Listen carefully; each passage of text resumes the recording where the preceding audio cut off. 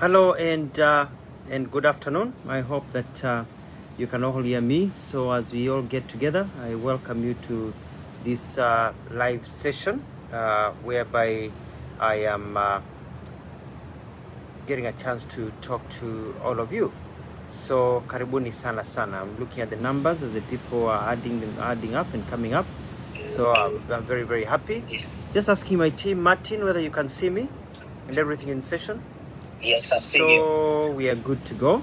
And I want to say that I'm very, very pleased that God has given me this opportunity for us to be able to talk again. We talked a few weeks ago, and it's important for us this weekend to talk about the important things that are running our country.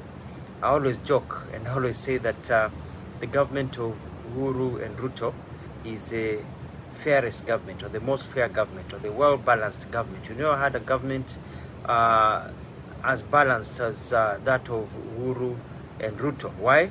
Because regardless of whether you voted for them or you do not vote for them, you are suffering. Kila Mkenya anateseka. Kuna upungufu wa hela, kuna ukwasi, kuna upungufu wa vitu ambavyo ni muhimu katika hali ya maisha. Maisha yamekuwa magumu sana. Kama vile Christian Shusho aliimba, inaonekana ya kwamba umaskini umekuwa kama wimbo. You work and toil and things just get harder and harder. So I want to welcome all of you. Before I begin, I'd like to say I want to recognize that today is International Cancer Day. And being an International Cancer Day, a celebration of fighting cancer, I'm very proud of the work that we've done in Machakos. I'm the only county with a county-built and operated cancer center. We used to go out and we used to test people, and you test people and people say, oh, they have cancer. Then now you refer them to Kenyatta or other places. They go and line up and then they die. So you say there's no need of testing people. You test mothers, you tell them you have cancer, then you let them go and die. Let's also treat them. So we formed the Machakos Cancer and Research Center, whereby people go. Once there's pathology, you can do biopsy. We've got a state-of-the-art lab. Once you're found to have cancer, then you are put on a treatment module, especially, and there's chemotherapy. We don't have the advanced machines which we want to get in this coming financial year, so we can do radiotherapy, but we put people on chemotherapy. So if we get your cancer early, stage 1, we're able to cure you. And we've got hundreds and hundreds of people have come in and they're benefiting. So that Kenya is not only for the rich, it is for all of us. So that's where we are, and I'm very, very happy about that. The other thing is that when you look at the political scene in our country, it's funny, you see it's the same guys, shifting from one coalition to another coalition, jumping from one house to another house, saying this is better than the other one, because sometimes people present themselves up there so they can be auctioned. It's like an auction, unasema nimetoka hapa, niko hapa. Nilisikia mwingine akisema ya kwamba yeye alikuwa ni kama subsidiary wa kampuni fulani inaenda mali fulani, because all they care about is about themselves. It's not about the people. It's about them, and because of our culture of just following a leader, akienda hapa tunahama, tunaenda hapa. We are not asking ourselves, what are we getting from that place that person has gone? With that person anatupeleka wapi? So that is something that we have to be very careful in our country, and especially if you're a young person in this country. It's your future. Wengine watoto wao ni wakubwa, wamesoma, wana kazi, wewe uko hapo, wewe ni kijana, wewe ni msichana. Your future is ahead of you. You are a single mother. You are a young man with a new family. You are a young man, you've not married yet, or you want to have a family of your own. How will your life be? Utakuwa unaandika makaratasi unajaribu kuepa kwenda America. This is some things that we need to fix, and you can only fix by making the change ourselves. So it's very, very important. And then we get out of this culture of handout. I wake up every morning, people asking me for money, and you've not done anything for me. You've not washed my car. You've not done anything. We need to get out of culture of handout. You look at the US, you look at Singapore, you look at Europe. It was not made, even China, from handouts. People work. I went to school in the US, and you get the US nakuta mtu anasema will work for food. They're not saying give me money, I'm hungry, I want food. They say I will work for food. Nipeleke nikulimie shamba, nipeleke nikate nyasi, unipe hata chakula sio pesa. But here unatokea mali, tupatie kitu kidogo, nitumie kakitu. Hako kakitu kametoka wapi? Because my money is for me and my family. Your money is for you and your family. And it is that culture of nipatie kakitu that has perpetuated the corruption we see, because it is your money. And so that is something that we need to get out of that culture. We create an empowerment movement whereby, you know, you can wake up in the morning, work, and you're okay. And we're able to be able to continue, and life is able to move on. And as you move through life, there are two kinds of people. There are people who know what is going on, who celebrate your achievements, or there are people who try to pull you down. All they concentrate on are the small negativities, the small problems that are there, and they try to judge you from those small negativities. Mbona hukufanya hii, mbona hujafanya hii, mbona hujafanya hii, because all they concentrate on is the negativity. Those are poison. Hao ni kama nyoka mwenye sumu. You ignore those people, you move on. People will tell you that you're going nowhere. Hao waache, wataacho wanasema you're going nowhere, wewe uende mahali. And that's how I operate. You know, I don't hang out and remember and try to think about the negativity. You fix things and you move on, and then life moves on. So at this time, I ask you to send me some questions, and I'll be able to look at them, and we're able to continue. I see Franklin Musoki saying that roads and water we have done marvelous, and I say thank you very much. I concentrated very much on roads, because roads are able to connect people. Water we've done quite a bit, able to connect people and everything. Now Muturi asks me, tell us how you're going to deal with corruption. This is an issue that I talked about last time. Ufisadi ni shida, na shida ufisadi ni kwamba it's affecting everyone. You know, inatoka high level mpaka low level. Hata kupata P3, ukisimamisha ni polisi, kila kitu ni ufisadi. We have developed a culture of theft. Ufisadi ni wizi, by the way. It's not just corruption, ni wizi. And so what we need to do, and this is what I said, and this is what I've said in my manifesto, we have to fix the judicial system. That is from the arresting all the way to the conviction. One of the things to do is that in my government as the president of this country, I'm going to give all the money they need. I'm going to give the judiciary all the money they need. I'm going to tell the judiciary, Chief Justice, unataka pesa ngapi ndio set up a special corruption court? Wacha kusema mna pesa. Inafanya 24/7. Haishughulikii mambo ingine, haishughulikii ati mtu ameiba kuku, mwingine amepiga bibi, mwingine sijui aliiba pesa, sijui mwingine ameletwa hapo, sijui. Hapana, inashughulikia tu mambo ya ufisadi. Only that. Na tunaweka enough magistrates, enough judges wanafanya kesi. And then number 2, kesi ikianza, when a court case starts, it should end within 6 months. When election petitions go for these waheshimiwas, they end within 6 months. So wakati umewekwa pingu, uko hapo unafanya namna hii pale, kwa from the time umewekwa pingu, umepelewa kotini for a plea, to the time the ruling is given should not be more than 6 months. So that if you're innocent, you can go back to your life. Sababu Kenya watu wanaekelewa sana. If you're guilty, unaenda kamiti, unakaa huko. And I can say proudly, because I don't steal. I don't have any case against me. I've never had any case. I've never been taken to court and charged on any corruption, because I don't steal. Unasikia tu propaganda Mutua, nini. People who fight you because you don't join their cartels. Cartels fight you because you say the money I collect is my people.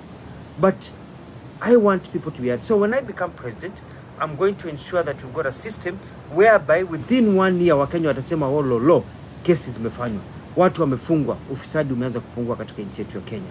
So naona mtu anasema mimi niko na chama yangu.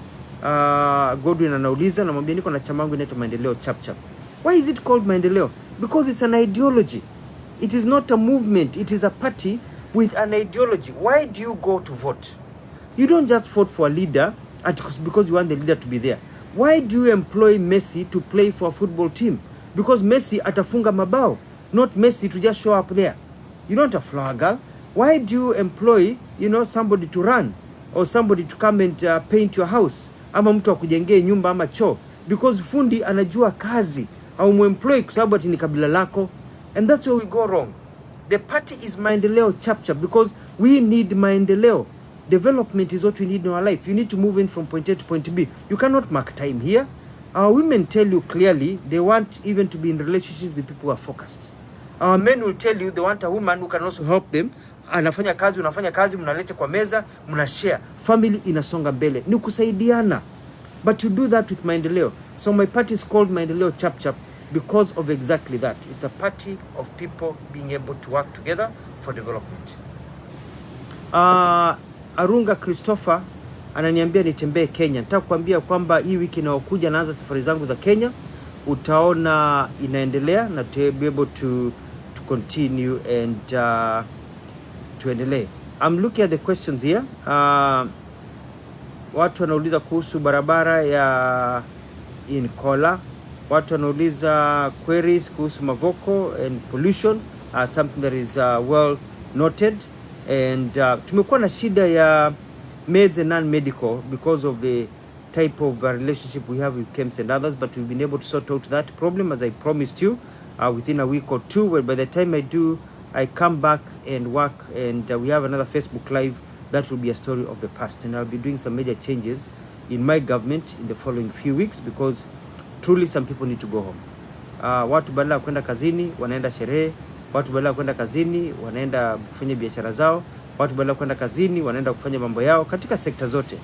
Either you work or you go home. Kwa hivyo ukisikia natuma watu nyumbani, I'm working on it. I was talking to my county secretary juzi, and mtaona some changes.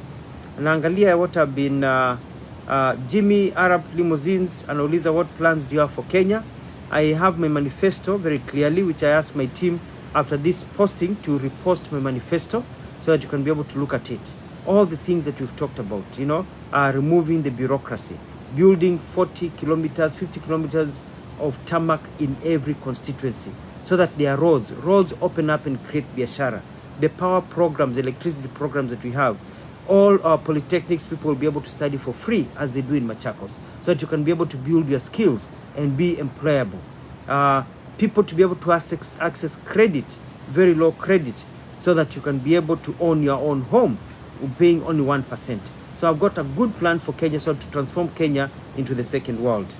I'm looking at, I want to recognize Anthony Odida watching us from Brazil, Bariako, and Willie Chinese from Busia, and Best Betty watching from all the way from Misri, Egypt. And I want to say karibu sana. Kevin Arasa anaongea kuhusu Athi River and mambo ya garbage everywhere na barabara. Those are the things I'm talking about, people going home. Na utaona mambo imebadilika kabisa. In terms of roads, we are building the Nyambura road, and a bit of those roads we are clearing and fixing them up. I wish I had enough money to do everything. We don't have enough money to do everything. The money we have to separate, some for roads, some for water, ingine ya madawa, ingine ya hii na hii na hii. So it's about resources. That's why we have to grow an economy, and that's why I say that I want to create employment. You know, 4 million jobs, 5 million jobs within 3 years. How? By getting into manufacturing. We are buying everything from China. You know, why can't we build and have factories building things for the rest of Africa? I was watching a video, somebody was laughing and saying that we were complaining about the other day at KFC inanunua waru kutoka ngambo. But look at what we're using. Wewe unashika simu yako iPhone, uko na Samsung, uko na Tecno, uko na imetengenezewa wapi? It's not made in Kenya. It's all being imported. Waru inakuwa imported, simu inakuwa imported, iPad inakuwa imported, vitabu inaprintiwa ngambo inakuwa imported. We become an importing country. Why can't we be an exporting country? And to do that, we are going to build factories in every constituency. They are called a business park. The way they did it in China. In China, it's in every village. In my government, I've done Madhabu, it will be 252.5 billion within the first 2 years. We build factories so that we say all the shindanos, all the bicycles for Africa, zitakuwa zinatengenezwa Kenya. All the materials, zitakuwa zinatengenezwa Kenya. All the containers, all the slippers za kuvaa ya miguu, all these things, parts ya simu zitakuwa zinatengenezwa Kenya. So we ship them to the rest of Africa. Africa is a big market. That's why China, Germany, everything wanalete hapa. Magari inaletwe hapa. I want us to get into manufacturing vehicles.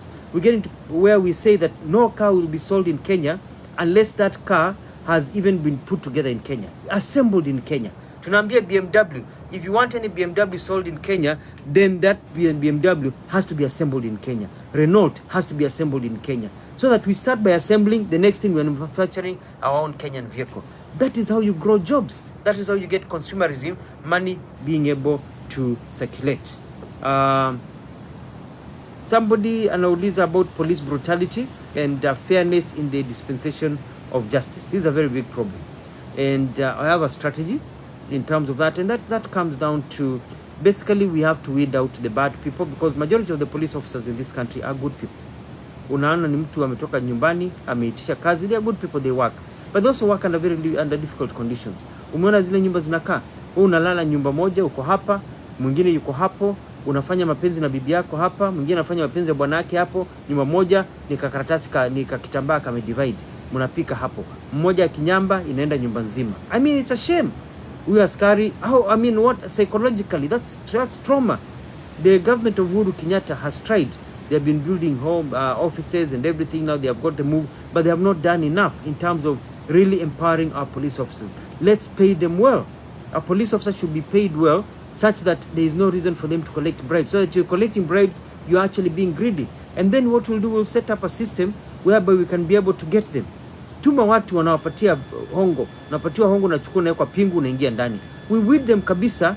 Majority 90% of police officers are good people. Your brutality yao, your pressure yao, we align our system like they do in the West, so that everything is able to move clearly. About land rates and penalties waivers, we are getting to that. We are discussing with my cabinet. We will be giving waivers very soon, so we can be able to collect extra resources. It's a plan that we have within the next 2 weeks. John Safe Mutinda, following me from Mombasa, karibu sana. And I've answered about land rates penalty. I want to do it I want to do the land rates waivers within a month or two, so that it can continue. And now other people wanasema kuna wengine hapa ambao unajua, there are some people who talk badly because they are in certain political persuasion. Ndio watu wanakuwa they are weak people. You know, ukiona mtu anakutukana anaongea mbaya, that's a weak person. Huyo ni mtu tumbo yake ni weak. Those are weak people, we pray for them. Mungu awabariki, because all they know is about insults. I want people who know that our country is going forward, but the solutions to our problems lie among us. There's a reggae artist called Mutambaruka who said, do you feel weak when I speak? Do you feel caught in the web of hopelessness? When I say black, do you feel it's an attack? Would you love me more if I spoke less about the poor and more about the women I adore? The problems to the solution of the problems that we seek, that we have in this country, lies in us. And we are the ones who are able to hold each other and be able to move forward. And that is one of the reasons I'm running for presidency. I'm running because I want to change this country. We need a new face. We need a revolution. We need a new way of doing things. With the experience I got from working for Mwai Kibaki, 10 years, mzee amenyamaza. Unajua mzee alikuwa anatoka kama Nairobi, anaenda tuseme ni Meru. Yeye anaenda kwa gari, asimami atilika nini kunilia watu mkono, hapana. Anaenda anamaliza function, anarudi ofisi, anakaa chini, anafanya documents. Before you know it, 2 days later, a week later, pesa inazunguka Kenya, mijengo inaenda, credit iko sawa. Hao wengine wanaenda kila stop kunilia watu, kupiga siasa, anarudi, pesa iko wapi? Tumefilisika. I am going to be like Kibaki. We work. Umeniandika kazi ni kufanyia kazi. Huko unaandika kazi ni kuwa napiga siasa all the time, kuonekana kila village, kufurahisha watu, kupiga stories, and at the end of the day unalala bila chakula, unalala njaa. You want money. You want a president who wants for you to get more money in your pocket, not a storyteller. So I want to have that experience of Kibaki, of turning around the economy. Plus now I've been a governor for 2 terms. I know how devolution works. I'll be able to enhance devolution, be able to work with governors, so that governors can put money in the right place. You see what I've been able to do with Machakos with very little resources. Being able to dig over 650 boreholes, being able to do over 200 kilometers of roads. I'm the only governor building tarmac roads. Ask yourself why? Where does Mutua get the money from? I want to give the formula to all the governors in the country, so we can have roads, we can have we can have proper markets, we can have factories, we can have counties moving, national government moving. Within 5 to 10 years, Kenya will now be considered a second world country, moving towards first world status. But that needs a leader who is focused, who is knows what they do. Not a leader tumpatie ni wakati wake, tumpatie huyu ni nini. Hapana. That is why we need to do these things without insulting people, without trying to hit on other people, by focusing on issues and not on personalities. Kuna mwingine anasema Kibaki never used cars. Wacha, I worked with Kibaki and I was in that motorcade all the time. Hao ni watu wajui kile wanaongea about. Kwa hivyo nakuambia kwamba uangalie, because it is sad when I see a grown person spewing ignorance in this day and era of inaitwa nini, of technology. Mimi sikuona Kibaki akitembea na mguu kutoka Nairobi anaenda Mombasa. Si alikuwa anaenda na ndege, anafika anaingia, ama anaenda na gari. We went to Nyeri many times with Kibaki on the road. We went to Nakuru on the road, and so we know Kibaki used to work, and his style helped Kenya. Everybody who remembers Kibaki's days knows that Kenya moved forward during Kibaki's days, and I want to go back and capture the dream that Kibaki had for this country and propel it, because ilipotea hapa kwa serikali ya Uhuru na Ruto. Wizi ukaongezeka, wengine wanaiba uchana, wengine wanaiba usiku hivi. Uhuru akasema yuko peke yake, akaanza kufanya kazi peke yake. Mwingine akasema anatangatanga Kenya, and yes, they are playing their own politics, but who is suffering? It is mwananchi. Nyinyi mnafurahisha watu na stories, but at the end of the day you go back home after all these political rallies. Are you any richer? Are you better? Is your mother better akienda kwa clinic kutibiwa? Is your sister better who is at home ana mtoto ajua anakula nini kesho? Are they better? No. So we need a system where it doesn't matter who is the president in terms of whether they are from your tribe. You need somebody you employ who can work, and that's why I'm here presenting myself as your servant, as the next president of the Republic of Kenya, when I'm young with the energy. I'm even older than how Obama was when he became president of America. I'm the right age with energy to work. Siendi retirement, mimi naingia kazi, nifanye kazi, niende kabisa, so that you can now be able to go forward. Thank you Kiprori Kibet for your comments, and Muhia and Arian Abdi na wale ambao wanatuangalia kama vijana. Nasema wakati huu ni wakati wetu vijana. We need a generational change. And at times ukitaka kutoa nukes, you just toa hiyo nukes. Kwa tumekuwa na hiyo nukes, kiongozi anaingia, we in the same nukes since independence. Tuachane na hao, tuanze na watu wapya. And watu wapya ni Mutua, because you look at all these guys, they have been there, all of them. YK92, kina Ruto, kina Jirongo, I mean, they have all been there. So let's toy your nukes. Let's start anew. Let's say we want Kenya to be able to move forward and start anew. Let me look at some of the other comments that have come in. Somebody is asking about working with Raila and Ruto. Coalitions in this country are a real thing. But even before you decide to join a coalition, you have to be able to have an ideology. Me, my ideology is Maendeleo chapter. And I may have to work with people who come in to support me as the president of this republic, to work with them so that we can be able to go forth and change our country. Wanjiko asks, and she's watching from Virginia, about diaspora. And that is one of the things that we are pushing as Maendeleo chapter. We have already, there's a court case that we are getting enjoined in court to say that if the diaspora is not voting, then we shouldn't have any votes. Because diaspora are sending a lot of money to this country. And they know, when you talk to an American, when I talk to somebody who lives in America, who is a Kenyan living in the US, or living in Australia, or living in the UK, or living overseas, wanasema Mutua, you're on the right path. Because wamefunguka macho. They are not under the myopic, hii yetu tumekoma hapa, yo kabila. Wanasema yes, they know when somebody is working, rather than just following somebody for the sake of following. And they appreciate, the diaspora appreciates me more, because they have seen what has been done in the other countries by focused leaders who focus on issues, not personalities. Like me, I focus on issues, not personalities. It is about what I can do as your servant, not ukabila, not all these things that are there. I want to also thank the ones who are watching. I'm looking at somebody is asking about high taxation, which is hurting SMEs, and I want to say yes, we are overly taxed. One of the things I'm going to do is reduce taxes from the 30% to about 25% to even 22% for income tax. I lived in the United Arab Emirates, and this is where my experience comes in, whereby there's no income tax. Ukifanya kazi unapata pesa yote, all of it. How? Because they have done something called broadening the base, which is my philosophy in my manifesto, is broadening the base. Broaden the base, charge people. Business taxation is only 5% in the UAE. Why? Because they believe we charge pesa ndogo, lakini charge watu wengi. Collect taxes by growing industries, so that people are able to grow industries. But you can only do that when you remove bureaucracy. There is so much bureaucracy in this country of ours, Kenya. So much bureaucracy.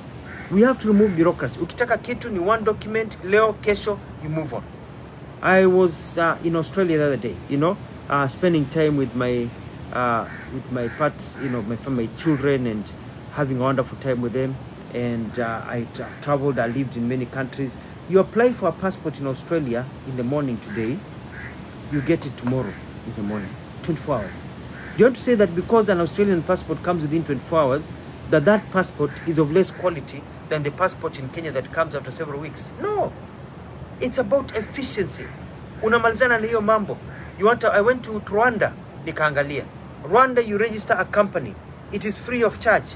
Unaandika makaratasi, unajaza, unapost everything. Within 6 hours, unaweza fungua kibanda, you've paid all the licenses, unaanza kutrade. You're working 6 hours. Within, not after, not at, within. At times it's only after 3 hours, 4 hours. An investor comes to Rwanda and calculate billions. Within 2 weeks, umeanza kujenga factory. Wako na permit zote, including work permits. In Kenya, it's 18 months, 24 months, if you're lucky. We are chasing away investors. We are the problem because the leaders who get in there do not have a concrete plan. Me, I want Kenya to be the Singapore of this region. I've studied how they did it in Singapore. You know, by engaging into a system that you work on what business people call low-hanging fruits. Remove bureaucracy, empower Kenyans. Kenyans are creative, they are smart, they are hardworking. All Kenyans need is an opportunity. Tuwapatie ndoano wakamate samaki. Not handouts, they want hands up to be able to move on. And that's where we are going. And that is where we need to continue.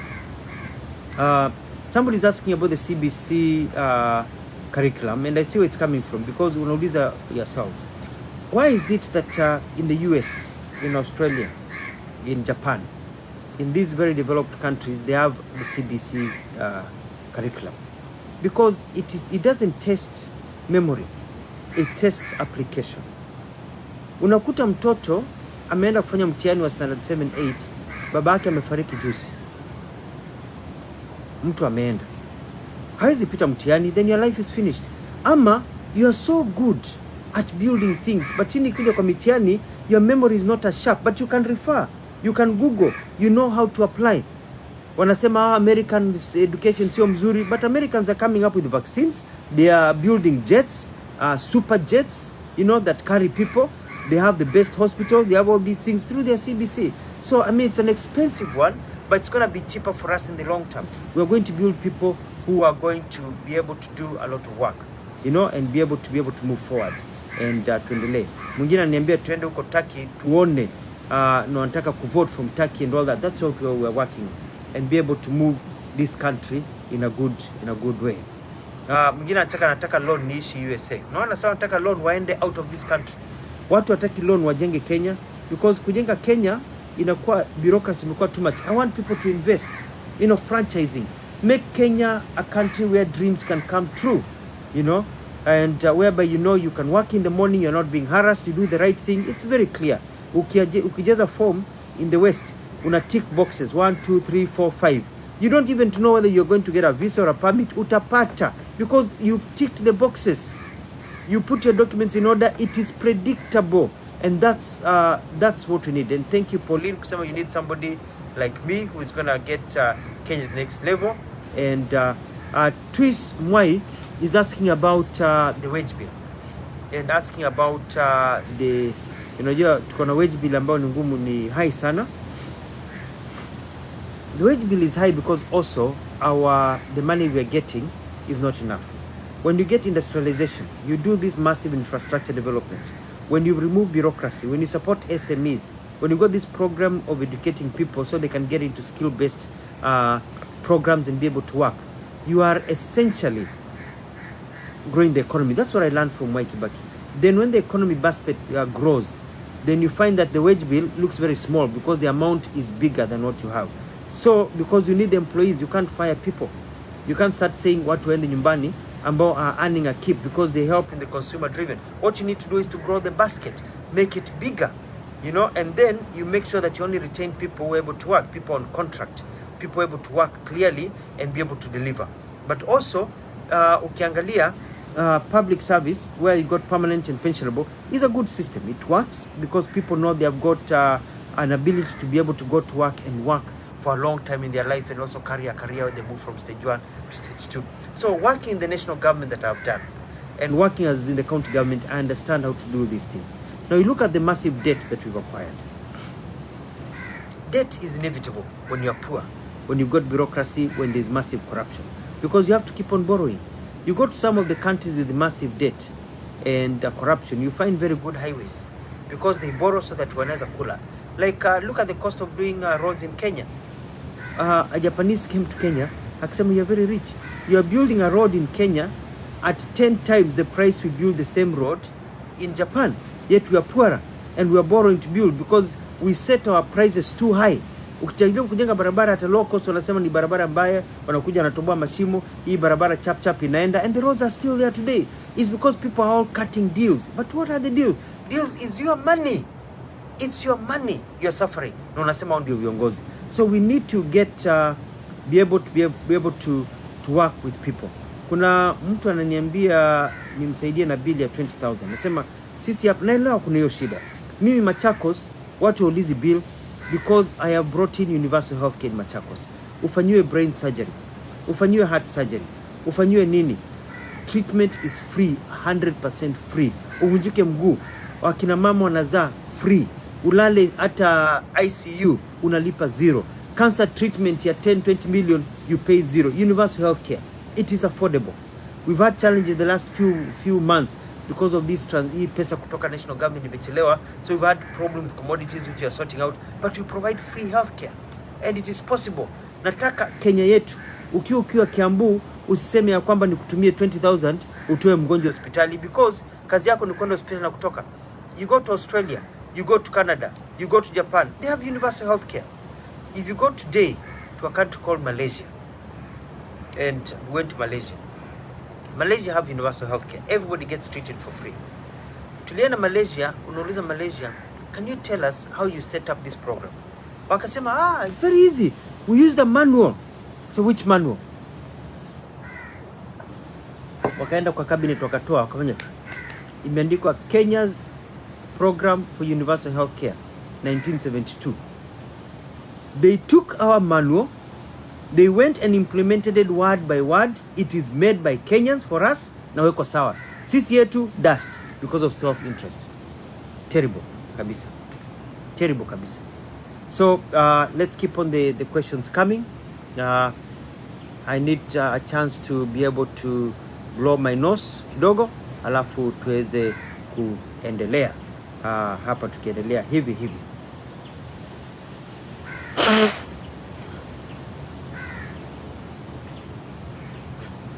Yes, keep on coming. John Maina.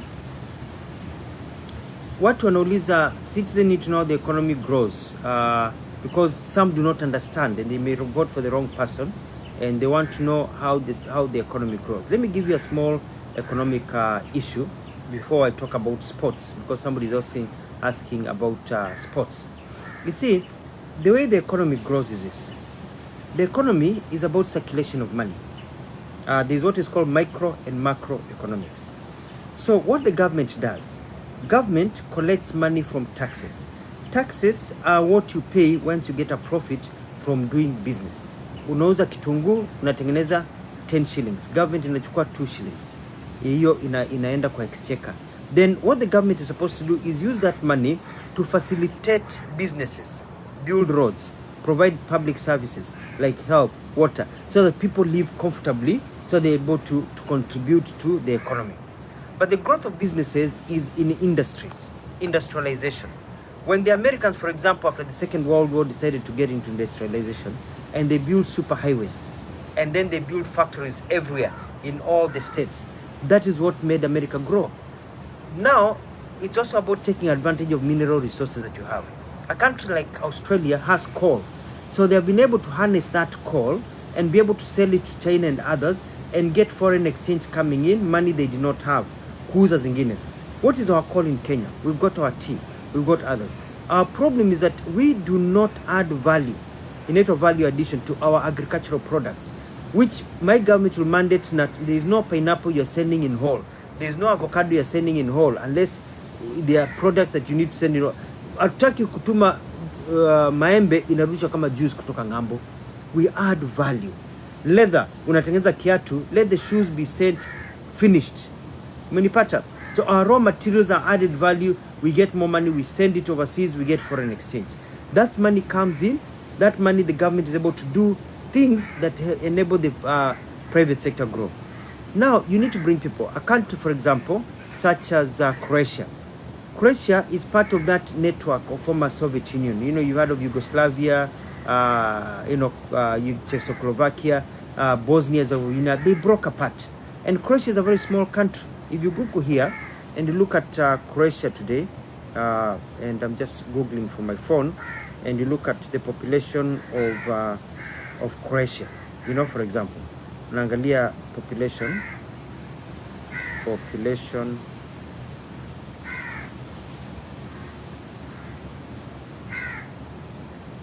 of Croatia is estimated at 4 million people. That's like Kiambu County, you know, it's estimated at 4 million people. That's a very small country, Croatia. Yet Croatia walienda mpaka World Cup kwa kucheza mpira. Yet Croatia is giving Kenya scholarships. Croatia, in just the other day, less than 20 years ago, was nowhere. If you do Croatian economy, Croatia GDP, for example, utakuta per capita, utakuta GDP ya Croatia is 13,828.47 USD. That's Croatia, 13,828 dollars. That's it. Ukiangalia Kenya GDP Kenya, this is the amount of money per person. Kenya ni 1,500 USD. That low. Unaona? And you see, that's a problem we have there. Our economy inaenda chini. You know, our economy is so small. We are a huge population. This small country has become very rich. How? Because they realize that they don't have to use their own money. They're using other people's money. So they made it a haven. They said all manufacturing of vehicles in Europe will be done in Croatia. That means every Croatian yuko na kazi. Renault, Citroen, all these cars, Honda, they are all being manufactured in Croatia. Wakapeana free land. Wakapeana manufacturing is being done in Croatia. They are making money. That's how you grow the economy. That's how you're able to expand. So Croatia has enough money to give Kenya scholarship. It's a small country that was so poor. It broke up the other day. There was no government. Yet it is now richer than us.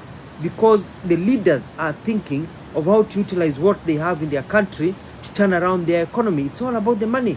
It's all about the economy. That's all it comes down to at the end of the day. It's all about the money. Show me the money and all that.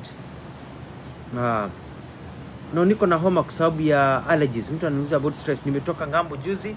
I have a lot, niko na jet lag. So part of the jet lag ni a lot of allergies. Nilikuwa nimeingia mahali, nilikuwa nimekaa mahali palikuwa na some of this pollen, hiyo nyasi, nikaanza kusneeze, nikakuta kwamba hiyo nyasi inafanya ni sneeze, but inaenda tu in a few minutes inaisha kabisa. Once nyasi ni si homa, ni allergies, inaitwa allergies. That's why you pop something called a Claritin and others. I've always had allergies since I was a small child. You recognize some of these things.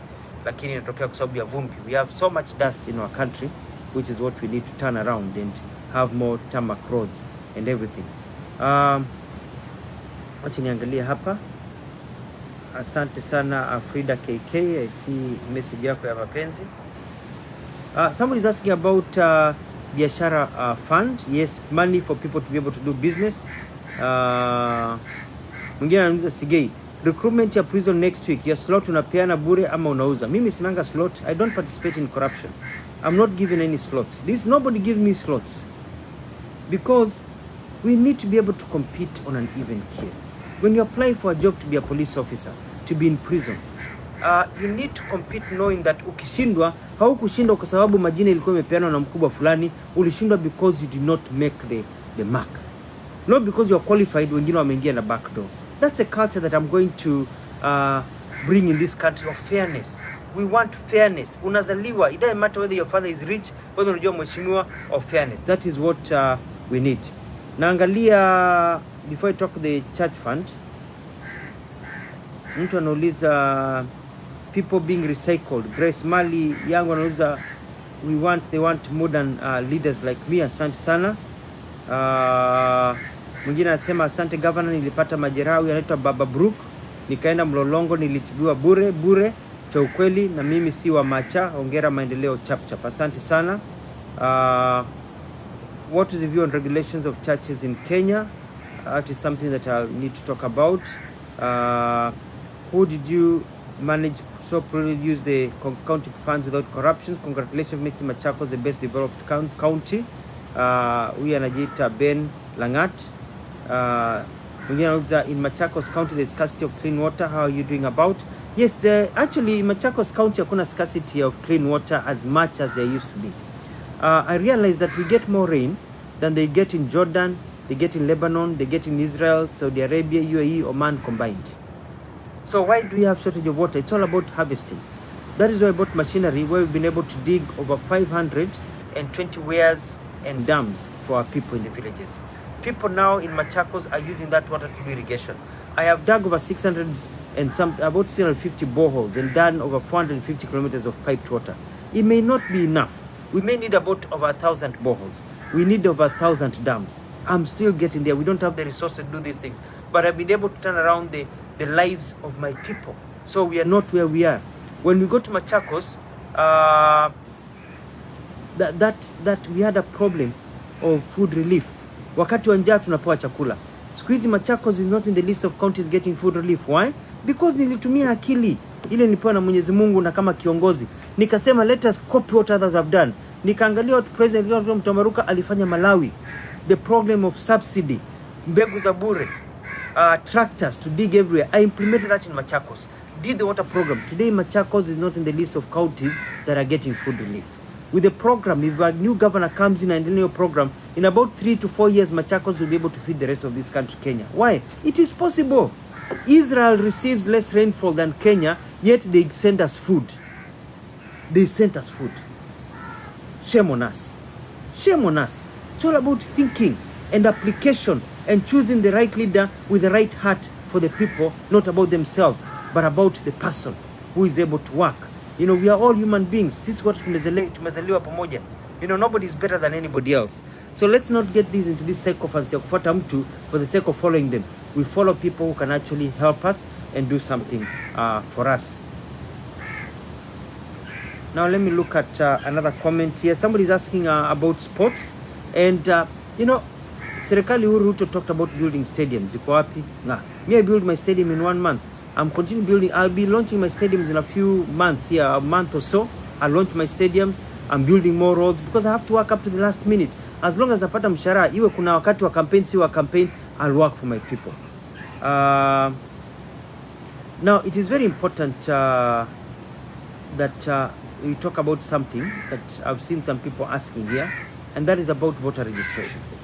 You know, your power lies in being able to go and exercise your right to vote. Not even to vote the right person in, but to vote the right people, the wrong people out by voting for somebody else.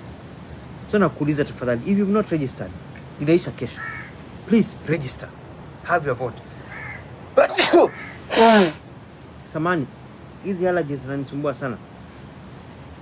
Register so that you can be able to exercise your freedom to go and vote. If not even for the right person voting, the wrong person out. So that you can also take and vote for me. Because nataka wewe unipigie kura. You know? So that you can be able to go. Danny Kalberg is saying your biggest investor in the world. I can invent anything. Karibu Kenya. Let's talk. Let's give you places where you can work. So that we're able to continue. Wengine wanasema about roads in Syokimau. Thank you very much. It's about the raw resources. That's why we need to increase the resource dam, you know, so that waendelee. Mtu anauza at 1,000 dams, then where people live. No, you set small dams in small places where dams that can be seen. And dams are about harvesting water. If you go to the United States or Europe, they don't depend on boreholes, they depend on dams. Harvest water that is from the sky. So hiyo maji aende kwa bahari. Kenya hatujasign contract na bahari ya Hindi. You know, ati maji yote inaenda Indian Ocean. Inatoka kama ni Athi River, inakuwa Athi River, inakuwa mto inaitwa sijui Galana, inakuwa Sabaki, inamwaga Indian Ocean. Hiyo maji to harvest, you know, river weirs, so that people can use that water. Then we just build purification plants. We do irrigation. That's the smartest way of doing some of these things, so that you can be able to move forward. naangalia some of you. Hashad Palmer, karibu, asante sana. Nancy for your comments. Mohia, your point is well made. Wengine wanasema mwingine aliiba sibiti ya chama. Asante sana. Unajua, the thing is about, thank you Anthony, I know about Syokimau roads and I have a plan for it. Wakesho naona unaniita Kabaluko. Unajua sungura mjanja. Unajua wengine wananiita Kabaluko nafikiri ni matusi, lakini ni baraka kwa sababu mimi ni kama ule sungura mjanja. Walikuja Machakos 2013 wakasema 2017 wakasema tuna NASA NASA Mutua, NASA NASA, nikawa NASA. I came back on my second term. Yeah, nakuwa sungura mjanja, unarudi. Wengine wananiita mtu wa sinema, nasema ndio kwa sababu mtu wa sinema akufangi, starring akufangi, anatoka hii movie anaingia nyingine. Tom Cruise kwa hii movie leo, kesho iko nyingine, inaendelea, and that's where I'm going. Unafikiri unatukana mtu unamuita mtu wa sinema? Hapana, inatoka, you go somewhere else. And I want to invite you from all over the country. Some of you are not from Machakos. Njooni muone Machakos. I mean, look at where we were in 2013. Machakos, who would go to Machakos? Kufanya nini? To do what? Land in Machakos on the highway was 150,000 an acre, 200,000. Now imefika 10, 12 million. You know, you can't get land, 15 million.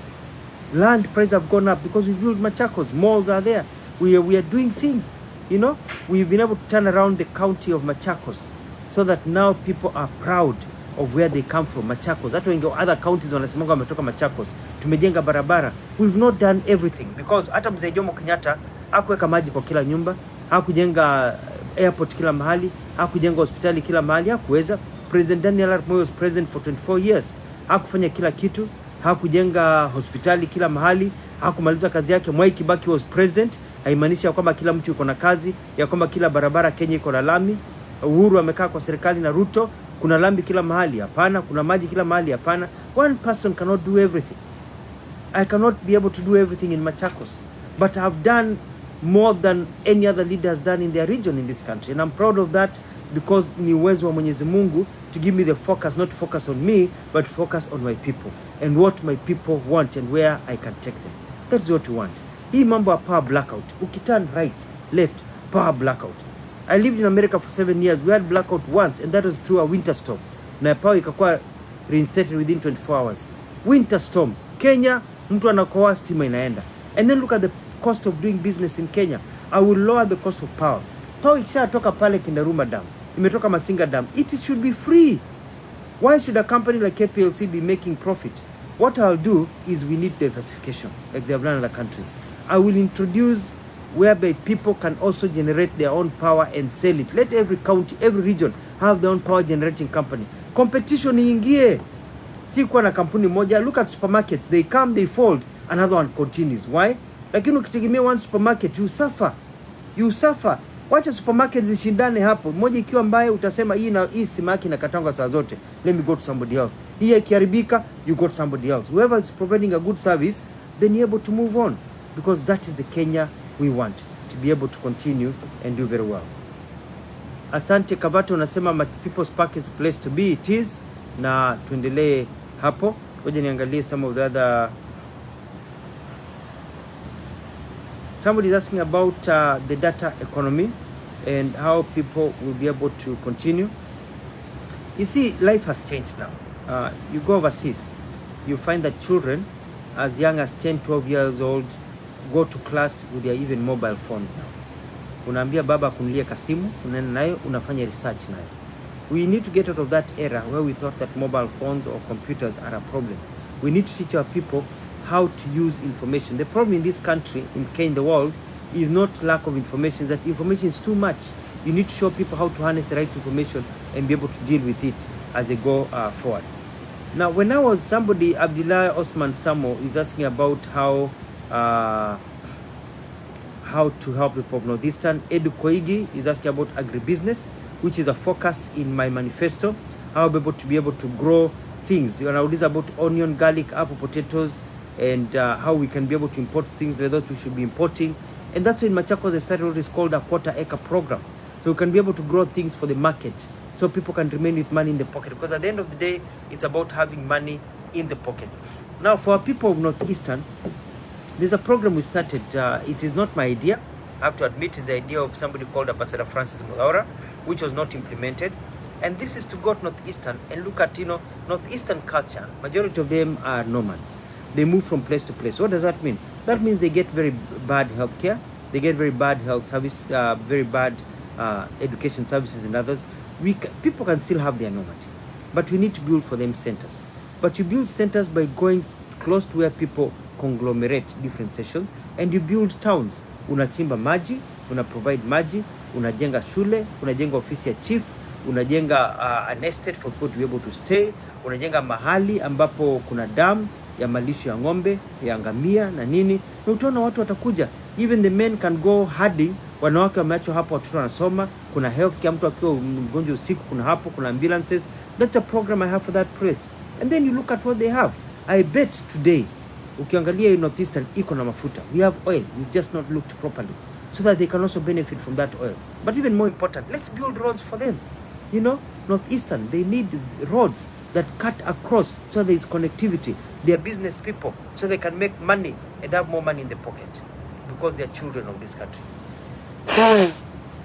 We are getting close to the end. We've got about 9 minutes, and mwingine anasema I've lived here 5 years, I can't compare my county with Macha. Asante sana. Wengine wamesema wametoka Rift Valley. Mbadha anasema asante kwa nyumba, kwa barabara tumejenga. Wanasema scarcity ya kazi, hiyo ndio shida ambayo tuko nayo Kenya. I mean the economy is not, hata nikifanya nini Machakos, if the national economy is not growing, it becomes a big problem kabisa, and that is why I want to be able to, kama Sasha anasema, we need to be able to empower our youth. Ukitoka kazini, there's a program you can grow. Ukifanya hivi na hivi, you get money for businesses, you're able to employ. And one of the things of turning down unemployment or creating jobs is to empower youth. Naambia mtu shika, takupatia pesa, you go and employ 2 people, and then from that 2 people, those people are able now to continue. It's a consumer driven economy. If you employ somebody, that person goes and buys mafuta. Watu wengi wananunua mafuta. Shopkeeper na realize watu wanunua mafuta, anaandika mtu wa kumsaidia kwa shop. Akimsaidia mtu wa kusaidia kwa duka, all of a sudden anarudi anasema, aya, hii watu wanasaidia kwa duka wamekuwa wengi sana, because now huyo mtu aniandikwa, amepelekea mama pesa, mama amekuja amenunua mafuta, anaandika mwingine. With sooner than later it continues. Naona message ya Rosa Parks imeshapita, they can resend it again ndio niweze kuona, alafu tuendelee. Mambo ni mzuri sana. Somebody is asking, will you leave Machakos to the right person? Yes, I'll leave it to the right person. I want a person who knows how countries operate. I want a person who knows how Machakos County operates. It's a matter of life and death, because if what I have done in Machakos gets in the wrong hands, we go back, then I'll have done zero. We need continuity of the right kind of thinking, of people who understand the systems and where we are going. That is what we need. Somebody who can also think outside the box.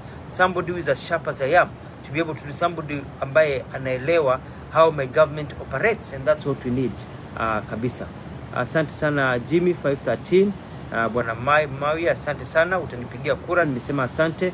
Christabel, I want to say thank you from where you're watching, and asante hiyo Wanjiro Maj about national grid should not be monopolized, and Koi for watching, and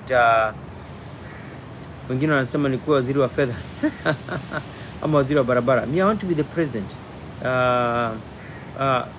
So Rosa Parks is also asking about, inaenda too fast, and asking about let me see, about retirement benefits, and then you have to undergo righteous progress wakati wengine die before the year. It's true. It's about the bureaucracy I was talking about earlier.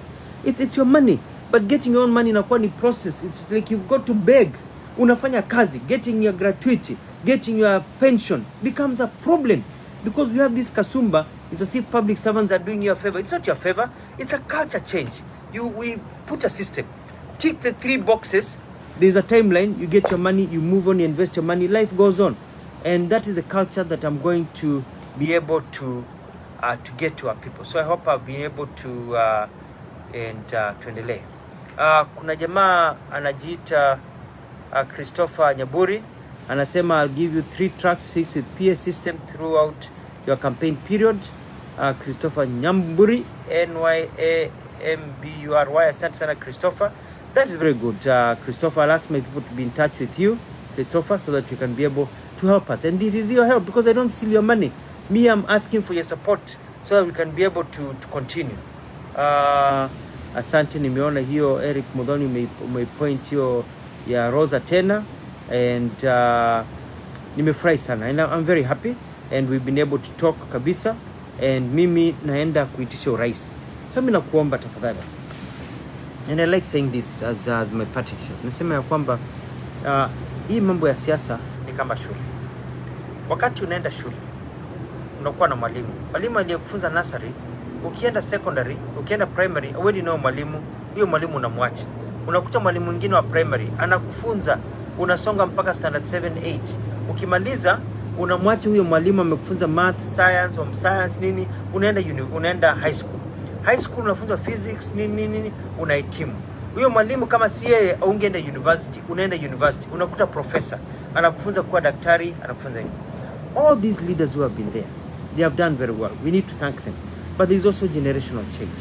Ndio mimi nimeambia watu every time nasema asante sana Mzee Jomo Kenyatta, ukiwa na Oginga Odinga mlitoa kwa kichaka mkatuingiza nursery, tukaanza kusema A B C D. Asante sana mkatoa nursery, kutoka nursery Moi ukakuja ukatoa nursery ukatupeleka wapi? Primary, tukasoma tukaendelea vizuri. Kibaki ukakuja ukatoa primary, tunasema asante, ukarudisha secondary, tukasoma. Uhuru, Ruto, Raila umetusomesha vizuri, tumesoma secondary, sasa tunaenda university. You can't go with the primary school teachers to university akufunze. Sasa university hapo ndio mtakuta Dr. Alfred Mutua, hapo ndio ataweza kuwafunza, ndio tuweze kusonga mbele as a country. Kwa hivyo nasema asante sana, ndio mimi naomba kura yako unisupport. Na kusi kunisupport na one kura yenyu pekee yenyu hizi nifanye nikuwa president, na kuomba wewe ukuwe mtu wangu wa kunikampenia. Convince 100-200 people that we need a revolution in this country ya maendeleo chap ya Dr. Alfred Ganga Mutua, so this country can go to the next level, so that we can continue kabisa. As I conclude, I want to say that I want to thank all the people who've been logging in. I want to thank you for this conversation. In 2 weeks time we'll get back, we'll be able to talk again and be able to reason together, be able to do things together, be able to help each other, because I believe that I can change this country of Kenya. I don't want to be sitting there saying siwangefanya hapana. I want to be there changing this country the way I've been able to change Machakos, with the experience I got from working for Mwai Kibaki, with the experience we got for working for all these people and all that, so that we can be able to move this country from where it is to where we want this country to go. That is what is important. So Wangari kama unaniambia go for it. Chalo anasema Mutua for president, tunasema mambo ni fresh na Mutua. You know, maendeleo chap. Mambo ni fresh na Mutua. We want a fresh face. We want somebody who is young, somebody who is energetic, somebody who can move this country, galvanize and be able to move it forward. Nimesema asante sana, Mola wabariki, tuendelee hivyo. Let us love each other and work together. Thank you. God bless you. Mambo ni fresh na Mutua.